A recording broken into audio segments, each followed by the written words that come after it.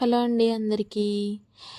ఈరోజు మన యొక్క టిప్ ఏంటంటే దగ్గు, జలుబు, గొంతులో చాలా ఇబ్బందికరంగా ఉండడం, లైక్ పైత్యం కానీ ఇలాంటి సమస్యలు ఉంటాయి చూడండి. రాత్రులు నిద్ర పట్టకుండా చేస్తుంది ముఖ్యంగా దగ్గు. సో అలాంటి సమస్యలకి ఈరోజు సింపుల్ చిట్కా అనమాట.